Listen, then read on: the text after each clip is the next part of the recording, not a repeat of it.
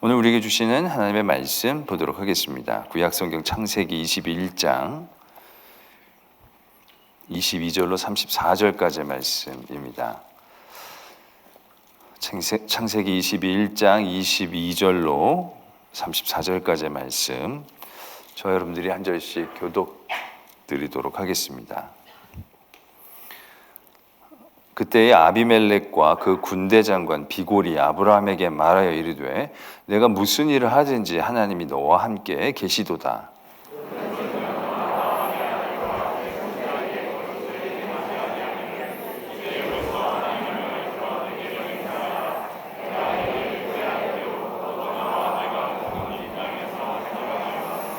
아브라함이 이르되 내가 맹세하리라 하고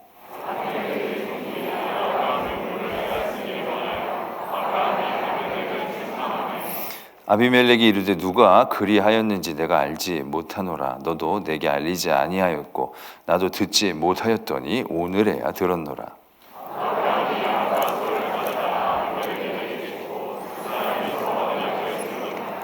아브라함이 7 암양 새끼를 따로 놓으니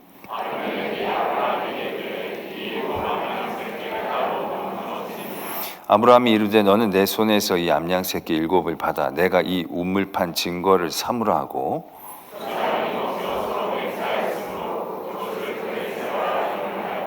그들이 브엘세바에서 언약을 세우매 아비멜렉과 그 군대 장관 비골은 떠나 블레셋 사람의 땅으로 돌아갔고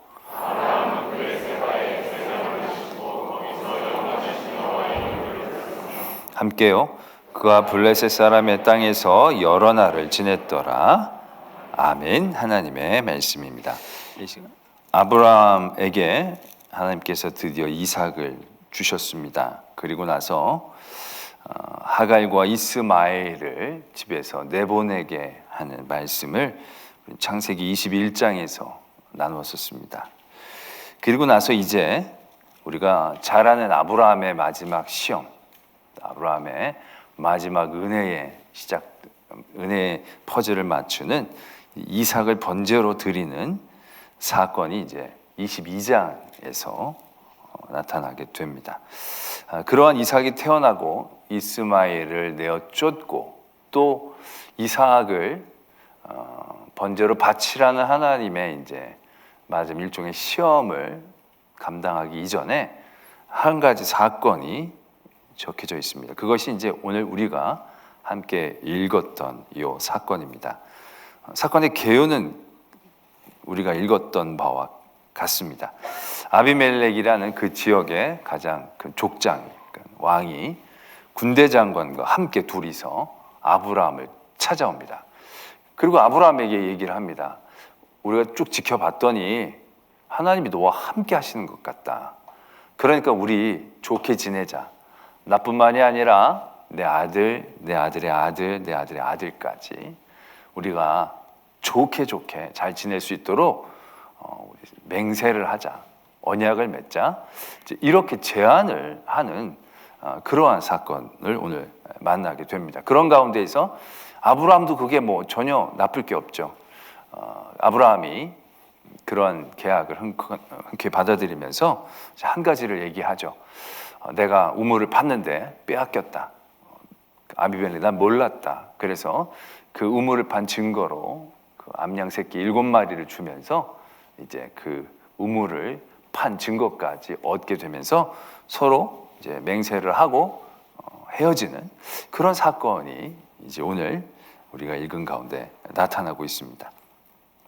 오늘 사건만 이게 주목해서 보게 된다면 어떻게 보면 굉장히 당연하지만 특이한 일이 벌어진 겁니다. 어떻게 보면 아비멜렉은 박힌 돌에 가깝죠. 그리고 아무리 아브라함이 큰 족장이라 할지라도 그 땅에 이미 터를 잡고 있는 사람에 비해서는 절대로 강하지는 않을 것입니다. 우리가 20장에서도 보면 이제 그랄 지방으로 아브라함이 내려오면서 또 이제 그 아내를 빼앗기는 그러한 장면이 나타나지 않습니까? 그러니까 아브라함이 감히 대적하거나 하는 것이 쉽지 않은 상대인 거죠. 그러니까 내 아내라고 얘기하는 것을 겁낼 수밖에 없는 그런 상황, 그러한 어떤 차이들을 분명히 갖고 있죠. 그래서 이제 하나님께서 아비멜렉이 직접 개입하셔서 그 여인을 건드리지 말라고 얘기해서 그 여인을 돌려보낼 때 또 은 1000개까지 주면서 그를 돌려보낸 그러한 이제 사건이 20장에 나타나고 있죠. 그러니까 그 당시 그 지역을 다스리는 가장 절대적인 능력자인 아비멜렉이 군대 장관하고 둘이서 아브라함을 찾아왔다는 얘기죠. 그러면서 먼저 그가 해코지할 수도 있고 뺏을 수도 있고 두려워할 수도 있고 질투할 수도 있을 터인데 그렇게 하지 않았다라는 것입니다. 오히려 두려워하고 있었다라는 것을 느낄 수가 있는 거죠.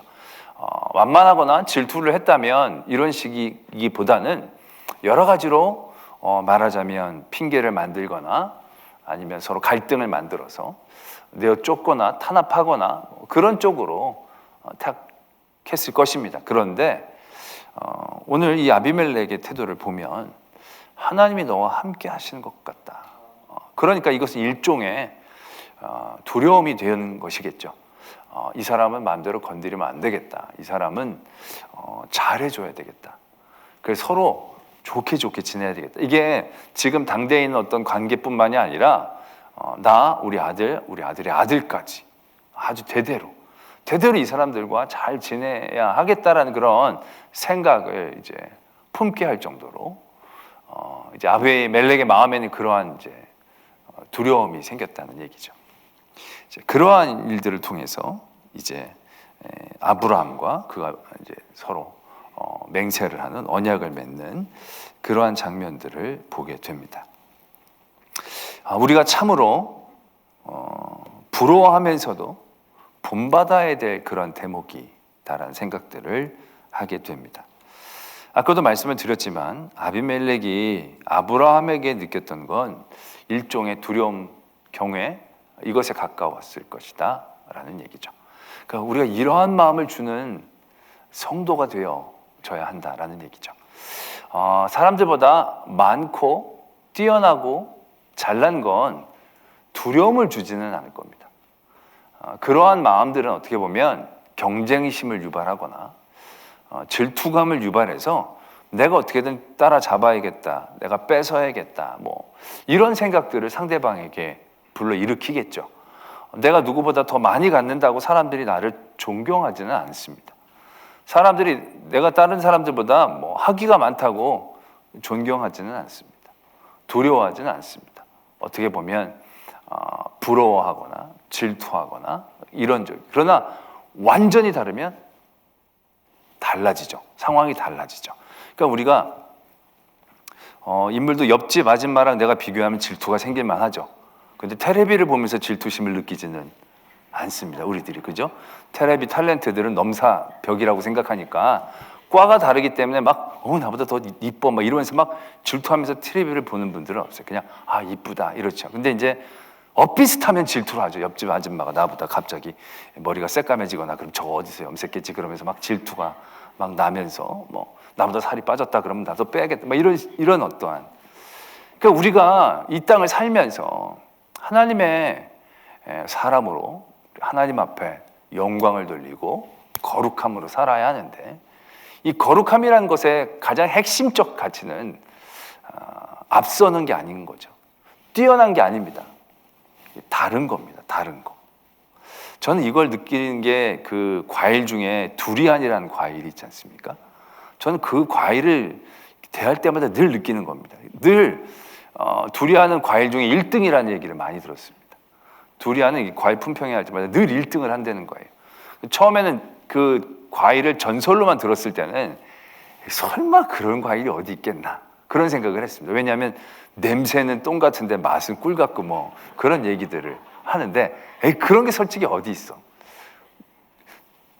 옛날에는 뭐 우리가 여행이나 이런 게 잘 자유롭지 못했으니까 얘기로만 듣는 거죠. 어떤 목사님 설교할 때 내가 듣고 왠지 뻥 같은 생각이 들면서 목사님이 그럴 분은 아닌데 그러면서 반신반의를 했었죠. 근데 어느 날 그 목사님이 우리 전에 모셨던 담임 목사님이신데 그 과일을 갖고 오신 거예요. 누가 갖고 왔다는 거예요. 드시라고. 그래서 모든 우리 교육자들한테 느끼게 해주겠노라고 그러면서 바깥으로 나오라는 거예요. 안에서는 못 먹는다고 바깥으로 나오고. 그 바깥에 나갔더니 진짜 이게 뭐지? 막 이런 느낌이에요. 처음에. 그 완전히 암모니아 냄새 같은 거. 그러면서 이제 하는데 이거는 과일인지 토한 건지 그걸 잘 모르겠네요. 이게 까놓은 걸 갖고 왔는데 그때 지금 생각해보면 그때 굉장히 많이 익은 거예요. 그러니까 막 이렇게 하얀 게 많거든요. 많이 익은 거는 막 이래가지고 맛을 보겠냐고 그랬더니 다들 막 손사래를 치는 거죠. 그 냄새가. 근데 이제 용기 있는 분들이 먹어보고 나서는 이제 이런 식의 반응인 거죠. 이게 이게 뭐지? 이게 뭐지? 이런 맛? 오? 막 이런. 그러면서도 이제 선뜻 이제 좋아하지는 못하는. 그걸 보면서 와 이건 진짜 신기한 과일. 과일 중에 그런 과일은 없는 것 같아요. 그러니까 이게 1등은 달아서 1등이 되는 게 아니에요. 예쁘게 생겨서 1등이 아니라 달라야 1등을 하는 거예요. 달라야. 내가 그거 보면 맛이 솔직히 그거 좀 호불호가 있거든요. 근데 그게 늘 1등인 건 탁월하거든요. 이게 설명이 안 되거든요. 아시는 분들은 아실 거예요. 그래서 그걸 맛들인 분들은요 냄새가요 바뀐대요. 냄새가 향긋하대요. 그 냄새가. 그 저도 가끔 요즘은 그게 향긋하게 느껴질 때가 있어요. 좋아하는 건 절대 아니에요. 저는 진짜 안 좋아해요. 근데 이제 냄새가 오래 맡다 보니까 향긋하면서 정말 희한한 과일이다. 겉은 이렇게 못생겼는데 속도 보면 못생겼는데 맛이 굉장히 잘 익은 건 달고 맛이 다양하고 하여튼 다른 거예요. 단 게 아니라 달라요. 그래서 1등이다. 나는 그걸 분명히 알겠더라고요. 그러니까 성도들의 삶은요 그러한 류를 가져야 된다는 생각들을 하게 됩니다. 뛰어나면 그냥 뛰어난 것뿐이에요. 우리는 늘 세상에서 앞서는 게 하나님의 영광을 돌리는 거라고 생각을 많이 하잖아요. 근데 앞선 거는 그냥 앞선 것뿐이에요. 앞서거니 뒤서거니 하는 거예요. 덜 달다 더 달다의 차이예요. 그거는 솔직히 1등이 돼도 1등은 인정을 안 해요. 2등은 내가 더 다니고 때에 따라 다르고 이런 식으로 인정을 못 하게 되는 거죠. 그러면서 이제 그걸 질투하고 질시하게 되어지고 오히려 내려오려는 그런 공격을 받게 되는 그런 경우들이 비일비재한 거죠.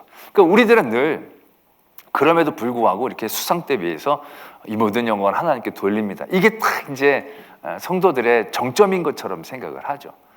물론 그러한 은혜들을 우리가 누려야 되는 건 사실입니다. 그러나 그렇게 그 자리에 올라가는 것이 그들과 똑같은 방법으로 올라가서 그 자리에 서는 것으로는 다르게 느껴지지는 않은 거죠. 모두가 원하는 자리에 섰을 뿐, 그리고 그 자리는 모두가 또 탐하는 자리에 섰을 뿐이지 다른 삶의 자리는 아닌 것이 되는 거죠. 오늘 이 아브라함이 아비멜렉이 이렇게 두려움을 느끼게 한 건 아비멜렉보다 군사력이 더 많아져서가 아닐 것입니다. 아비멜렉보다 재산이 더 많아져서가 아닐 것입니다. 만약에 그랬다고 한다면 아비멜렉은 전쟁을 걸었을 것입니다. 그리고 그것을 빼앗으려고 했을 것입니다. 그런데 아비멜렉이 지금 그렇게 나오지를 않고 군대 장관과 두 사람이 어떻게 보면 은밀하게 그를 찾아와서 비굴하게 나가는 거랑 비슷한 모습을 보이고 있다는 거죠. 이거는 그 이상의 것이 아브라함에게 있다는 것을 우리가 분명히 알게 되어지는 거죠. 물론 이 이전의 상황들을 보면 충분히 그럴 만한 개연성들이 있죠. 그 아내를 빼앗았을 때 하나님이 직접적으로 개입하셨고 또 그 아내를 돌려주게 됐을 때 아브라함이 하나님께 기도했을 때 그 모든 일들이 중보적으로 아브라함을 통하여 그 아비멜렉의 집에 모든 질병이 물러가고 태문이 열리는 그런 것들을 이제 경험을 했기 때문이기도 하겠죠. 또 아브라함이 100살에 아이를 낳았다라는 소식을 들었을 때 저 사람 진짜 하나님이 함께 하시는 사람이네 라고 얘기하면서 그들이 그런 특별한 사건들을 가지고 그를 더 높이 볼 수도 있었을 것이다 라는 얘기입니다. 물론 구체적인 이 두 가지의 사건이 있었겠지만 이런 두 가지 사건 이외에도 오늘 우리에게 주시는 이 말씀을 통해서 아브라함이 왜 아비멜렉에게 두려움의 대상이 되어지는 그런 다른 삶의 모습으로 아비멜렉에게 보여줄 수 있었는지에 대한 것들을 말씀하고 계신다라는 있다라는 것이죠. 그 첫 번째 사항이 바로 뭐냐면 이 브엘세바라는 우물에 있다는 것이죠.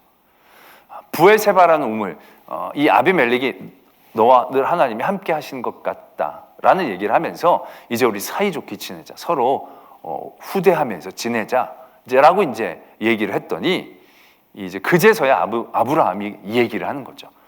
우리가 우물을 팠는데 당신의 신하들이 내 우물을 그냥 뺏어갔다고. 이제서야 이제 얘기를 하는 겁니다. 그러니까 아비멜렉이 난 듣지 못했다고. 내가 시킨 것도 아니고 난 그런 것을 들어보지도 못했다라고 얘기를 하는 거죠. 이건 무엇을 의미하느냐 하면 그가 굉장히 우물을 파고, 우물을 파는 게 쉬운 과정은 절대 아닐 겁니다. 땅 판다고 다 물이 나오는 게 절대 아니니까요. 그러니까 그런 우물을 파고 그 우물을 판 것을 자기가 누리려고 했을 때 그 땅에 이미 기득권을 갖고 있었던 사람들이 와서 뺏은 거죠. 그것을 빼앗았을 때 그냥 빼앗길 만한 상황은 아닌 거죠. 아브라함이 아무래도 족장이었고 내가 했고 무언가 이것을 더 크게 문제를 키울 수 있을 만한 충분한 그러한 여력은 있었을 것이다 라는 생각하는 거죠. 안 그러면 뭐 진짜 사장 나오라고 그래, 이제 이런 식으로라도 얘기하면서 이 문제를 어떻게든 해결하려고 노력할 수 있었겠죠. 그러나 이 아브라함은 그런 빼앗기는 상황 가운데서 솔직히 아무런 조치를 하지 않은 거죠. 그냥 내어준 거죠. 그가 뺏으려고 했을 때 그냥 그때는 가만히 내어주는 그런 상황이었다는 것을 우리가 이제 미뤄 짐작할 수 있다는 거죠. 바로 이것이 아브라함이 하나님이 함께 하심에 대한 다른 사람들로부터의 두려움을 갖게 되어질 수 있는 다른 삶의 방식의 한 모습이다라는 것을 우리는 분명히 이제 발견하게 되는 거죠. 세상에서는 더 많이 갖고 빼앗기지 않는 게 힘이죠. 그것이 복 받는 것이라고 생각을 합니다. 그러나 아브라함의 삶은요, 늘 자기의 것들 챙기고 자기의 것들을 붙잡으려고 하는 삶의 그런 모습들에서 조금씩 벗어나 있었다는 사실들을 우리는 어렵지 않게 떠올릴 수 있는 거죠. 맨 처음에 롯과 땅을 나눌 때도 그러했지 않습니까? 이 아브라함은 뭐든지 먼저 할 수 있는 자격과 위치에 있었지만 아브라함은 그 자리를 그 롯에게 내어줍니다. 양보합니다. 난 솔직히 아무 데나 가도 되니까 너 좋은데 먼저 골라라 라고 얘기하는 이 아브라함의 모습을 우리는 떠올려 볼 수 있다는 것이죠. 뭔가 갖고 쟁취하는 것에 그 삶의 방향이 있지 않음을 우리가 알 수 있는 대목이죠. 또 롯이 소돔과 고모라 땅의 전쟁으로 인해 포로에 끌려갔었을 때 그의 가신을 이끌고 가서 되찾아온 일들이 있죠. 그때 소돔과 고모라 성의 왕이 나타나서 사람만 우리에게 주고 물질은 네가 다 가져라. 지난번에도 제가 말씀을 드렸지만 전쟁에서 이긴 자가 전리품을 갖는다는 건 당연한 일인 거예요. 자기가 가지라 말아 할 자격도 없는 거예요, 자기는. 그러나 그럼에도 불구하고 아브라함의 중심은 완전히 달랐죠. 솔직히 그것도 물건을 얻기 위해 쫓아간 전쟁이 아니었으니까 롯을 구하기 위한 전쟁이었기 때문에 또한 그러한 모든 전쟁 가운데서도 아브라함은 하나님이 나타나기를 원하는 거죠. 내가 네 재물로 부자가 됐다는 소리 듣고 싶지 않다. 다 갖고 가라. 나랑 같이 전쟁했던 이 사람들의 목만 빼놓고는 다 가져가라고 정말로 목숨 걸고 굉장히 많은 전리품이 있었을 터인데 그 모든 것들을 어떻게 보면 다 돌려주는 그런 모습들을 우리는 어렵지 않게 떠올릴 수 있다는 거죠. 여기서 우리는 상반된 두 사람의 모습들을 발견할 수 있죠. 한 사람은 롯이고 한 사람은 소돔의 왕입니다. 그 사람들의 방향성들은 어떻습니까? 롯은 보기 좋은 땅을 택한 거예요. 그 생각에 이 삼촌에 대한 고려가 없어요. 그래도 어르신인데 여태까지 나를 길러주신 거나 마찬가지인데 먼저 어르신이 좋은 데 가셔야지. 뭐 이런 방향이 없는 거예요. 딱 보니까 물도 많고 땅도 비옥하고 에덴 동산 같은 그 방향으로 롯은 그냥 쭉 간 거죠. 소돔 왕도 마찬가지입니다. 그가 다 빼앗길 쯤에도 불구하고 뭐라도 하나로 챙기려는 방향성들, 자기가 손해를 안 보려는 가운데서 그는 백성은 달라라고 얘기를 하죠. 그렇게 얘기할 수도 없는 자리에 있으면서도 그렇게 얘기를 합니다. 마치 그가 큰 인심을 쓰느냐. 그러나 그 안에는 솔직히 감출 수 없는 탐욕의 방향성들이라는 게 있지 않습니까? 근데 그때 솔직히 아브라함은 다 다른 방향을 바라보고 있는 거나 마찬가지였다는 거죠. 오늘도 보면 이 아비멜렉이 느꼈을 두려움의 시작은 거기에서부터 있지 않았을까라는 생각들을 당연히 해보게 되는 거죠. 왜? 욕심을 쫓아가고 세상 사람들이 갖고 있는 모든 방향성 같이 바라보며 아브라함이 달려가는 사람이었다라고 한다면 두려워하는 대상이 절대로 되지는 못했을 것입니다. 싸움의 대상이지, 이겨야 될 대상이지, 투쟁의 대상이지 두려워할 대상이 되어지는 건 아니라는 거죠. 아예 아브라함이 넘사벽인 그런 소유나 힘을 갖고 있는 건 아니었기 때문에. 근데 그러한 가운데 뭔가 다른 방향을 바라보고 있는 그의 삶의 자리들이 경쟁자가 아니라 경외자가 되어지는 그러한 일들을 만들어 놓았다는 것을 우리는 분명히 볼 수 있어야 한다는 것이죠. 우리들의 개인적인 모든 삶의 자리에서도요, 사는 모든 자리들이 대부분 경쟁자입니다. 모든 게 다 경쟁이에요. 그러나 그런 모든 경쟁자로 바라보는 가운데에서도 우리가 두려워하고 경외하는 부류의 사람들이 있어요. 그분들이 누구냐면 부모님들. 우리 삶의 대부분 차이는 있겠지만 우리 아버지 어머니들은 우리들에게 경쟁자로 여겨지지를 않아요. 어떻게 보면 경쟁자예요. 식탁에서 경쟁자예요. 반찬을 n분의 1로 나눠야 될 그 한 사람이에요. 그렇지 않아요? 그러나 부모님을 경쟁자로 느끼는 아이들은 많지 않아요. 형제들은 경쟁자로 느끼죠. 그러면서 제가 햄 2개 더 먹었어 뭐 이런 식으로 얘기하는데 부모님들은 그렇게 여기지를 않아요. 왜 그렇게 여기지 않을까요? 똑같은 입인데. 왜냐하면 그들이 부모님들에게선 다른 삶의 방향을 보잖아요. 그 다른 삶의 방향이라는 게 뭡니까? 그들과 같은 방향을 보고 있는 게 아니라 그들을 바라보고 계시는 부모님들을 보잖아요. 부모님들이 자녀를 잘 키워서 단물을 뽑아먹을 마음으로 키웠다라고 한다면 부모도 나중에 결국 경쟁자일 거예요. 그러나 그렇지 않거든요. 끊임없이 내가 생각하는 것과는 다른 방향으로 나를 보시니까, 내가 생각하는 것과는 다른 방향으로 나를 대하니까 그분이 다르게 느껴지는 거죠. 세상 사람들은 우리 부모님들을 인정하지 않을 수도 있어요.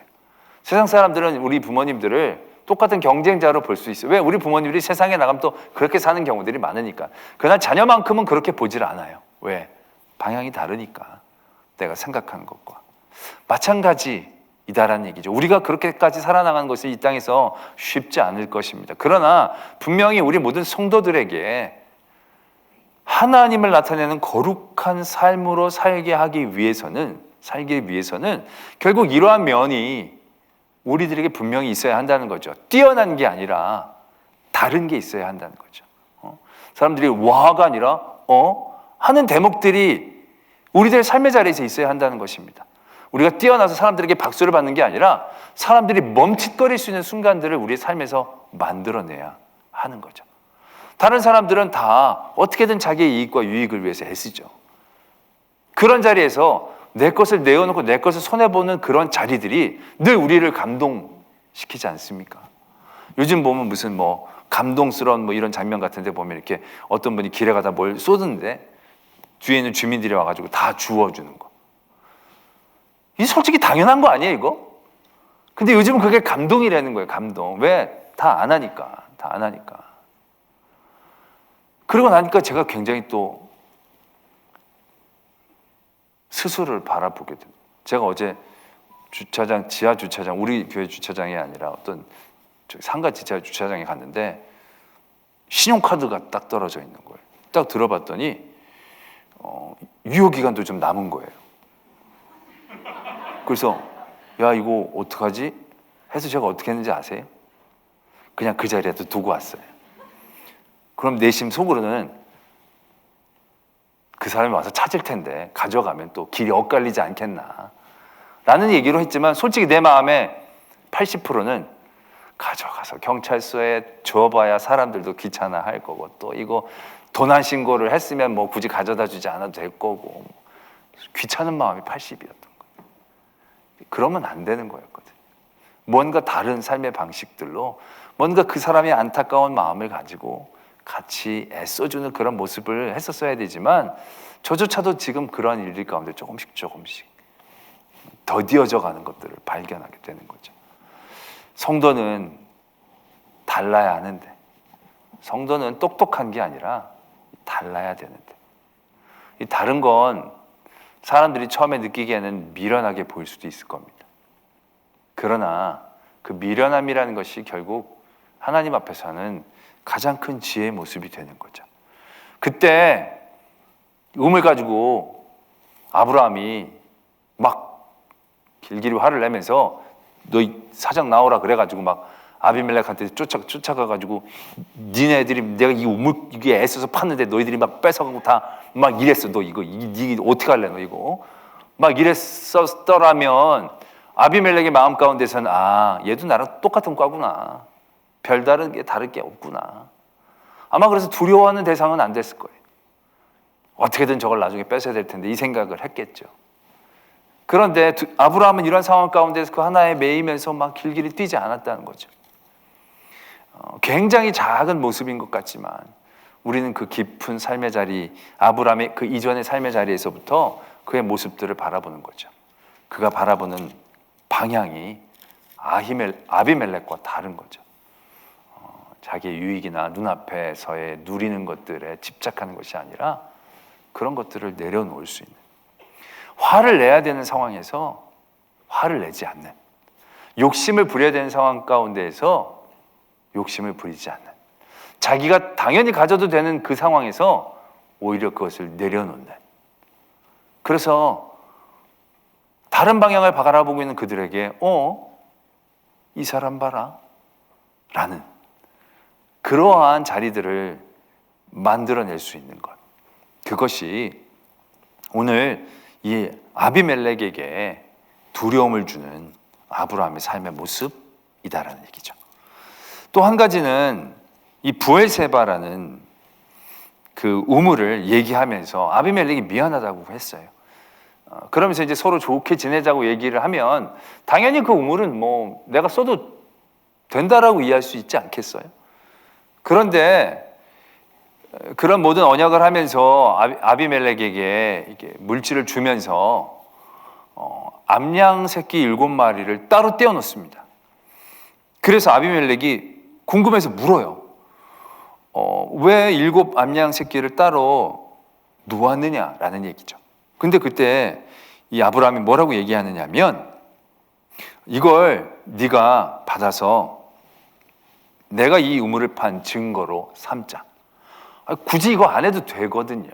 내가 판 거고 뺏은 걸 얘기했으니까 당연히 이제 내 거가 될 건데 그거 그렇게 해결하지를 않고 이걸 더 분명하게 내가 내 걸로 다시금 들여서 확실한 증거로 그에게 주고 있다라는 사실입니다.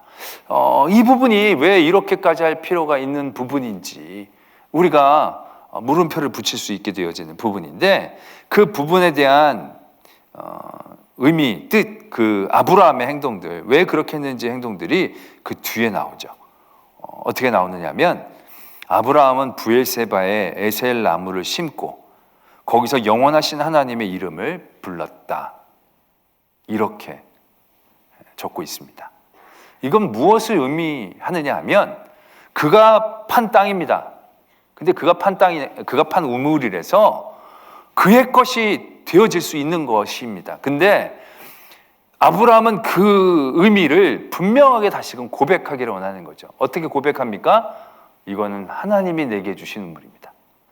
내가 파서 아비멜렉에게 되찾는 게 아니라 하나님이 아비멜렉을 내게 보내주셔서 이런 일들을 만들어 주셔서 다시금 그 일들을 되찾게 하셨으니까 어떻게 보면 이 우물은 내가 판 우물이 아니라 하나님께 찬양할 자리이다라는 것을 분명하고 명확히 하기를 원했다라는 얘기죠. 그래서 거기에다가 나무를 심습니다. 이 에셀나무라는 나무는 좀처럼 죽지 않는 나무랍니다.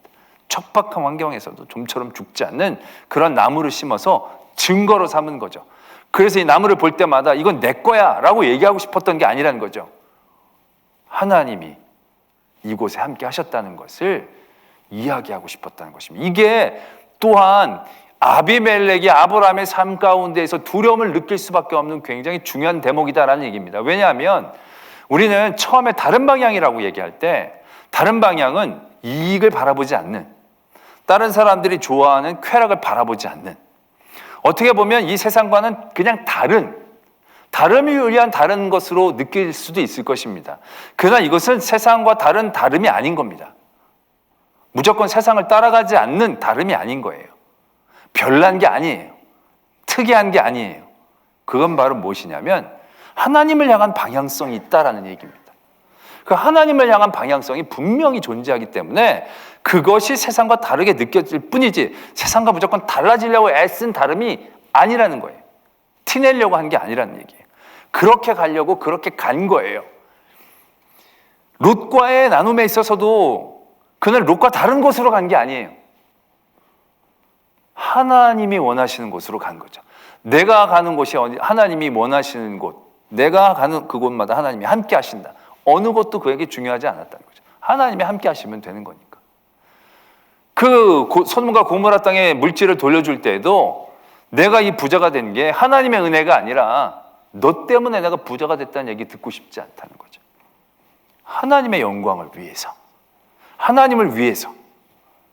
그러한 삶의 중심이 이 아브라함에게 있었던 삶의 모습이었다는 얘기죠.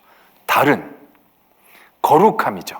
이제 다름에서 한 걸음 더 나아간 거룩함이라는 겁니다.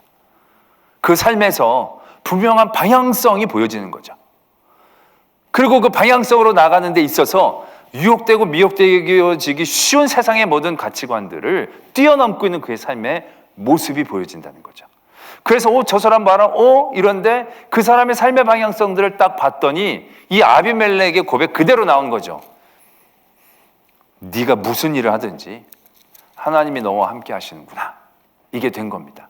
이게 우리 단순히 아브라함이 100살에 애를 낳아서 뭔가 결과물들을 만들어서 일들이 잘 풀리고 부자가 되어져서 아비멜렉이 너 이렇게 잘 사는 거 보니까 하나님이 너로 함께 하시나 보다. 너 일이 술술술 잘 풀리는 거 보니까 하나님이 너와 늘 함께 하시는가 보다. 이렇게 고백되어지는 게 아니라는 겁니다. 단순히 그가 결과적으로 잘 됐기 때문에 그런 것만으로는 이런 고백을 받아내는 게 아니라는 거죠. 그가 다른 사람들과는 다른 방향을 보지만 단순히 다른 방향을 보는 게 아니라 그 초점이 하나님이라는 겁니다. 그 사람보다 뛰어나고 그 사람과 같지 않고 싶어서 그 사람보다는 더 뛰어난 영적으로 보여주고 싶어서 기준이 세상이 되어져서 그들과 달라지는 게 아니라는 겁니다. 하나님께 예배하기 위해서, 하나님께 영광을 돌리기 위해서, 이게 하나님의 것이다라는 것을 나타내기 위해서. 그러다 보니까 이런 일들이 되어지는 거죠. 그러한 일들이 되어다 보니까 하나님이 함께 하심에 대한 사람들의 경외하는 마음들이 고백되어지는 것이 오늘 이 사건에서 우리가 알 수 있는 아브라함의 삶의 모습이 되어진다라는 것입니다. 이건 이삭을 번제로 드리기 직전의 사건입니다. 그리고 우리가 어떻게 그것을 할 수 있었을까? 라는 생각을 가질 만한 그 이삭을 드리라는 하나님의 말씀에 순종하는 아브라함의 모습, 그 아브라함의 모습 안에 담겨져 있는 그의 삶의 모습인 겁니다. 그의 삶이 이러한 중심으로 되어져 있었기 때문에 하나님을 향한 방향, 그 하나님을 향한 방향 가운데 세상에 미혹되는 여러 가지 가치관이나 생각이나 그의 사고의 틀에 매어지지 않고 그런 것들을 뛰어넘을 수 있는 그의 삶의 이 모습이 있었기 때문에 그 다음에 이삭의 일들이 이루어지지 않았는가. 그러면서 다시 생각해 보는 건 아브라함은 그 아들 이삭을 바치라는 시험을 이긴 아브라함이 아니라 하나님은 그 아들 이삭을 바치는 시험을 이길 수 있는 믿음을 아브라함에게 주시는 하나님이심을 다시 한번 발견하게 되는 것이 아닌가. 이미 이때 아비멜렉이 두려워하는 믿음의 사람, 아비멜렉이 경외하는 하나님의 사람, 그 사람이 되어지는 아브라함의 모습으로 어떻게 보면 우리가 22장에서의 이삭을 바치는 사건들을 보다 더 안심하며 대할 수 있게 하시는 하나님이시지 않는가라는 생각들을 해보게 되어집니다.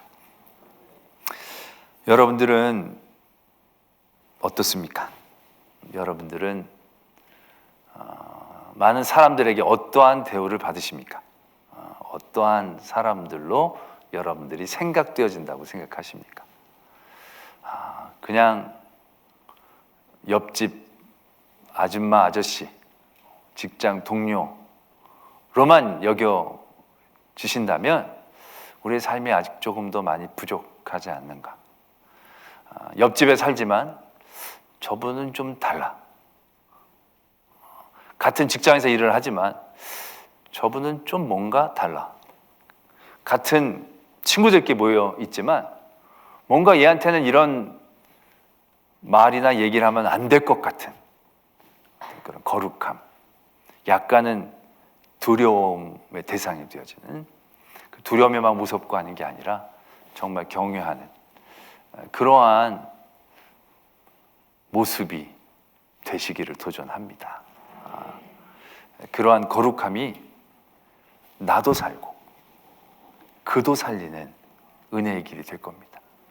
아비멜렉이 아브라함을 만만하게 봤다라면 아브라함을 공격했을 터이고, 그랬으면 아비멜렉도 끝났을 것입니다. 근데 이 아브라함은 그 아비멜렉을 지금 살리는 겁니다.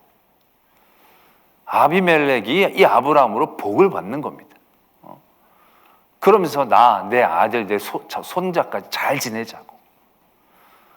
이러면서 이제 아브라함이 복의 근원이 되어지는 거죠. 여러분들이 그러한 복의 근원이 되어지셔야 합니다. 여러분들이 함께하고 있는 모든 공동체 안에서 그분들이 아비멜렉이 되어줘야 뭔가 일이 이루어집니다. 거기에서 하나님의 아브라함을 택하신 역사가 이루어지는 거고요. 그러한 역사를 이루어낼 수 있는 아브라함의 후손된 저와 여러분들이 되어지기를 소망합니다.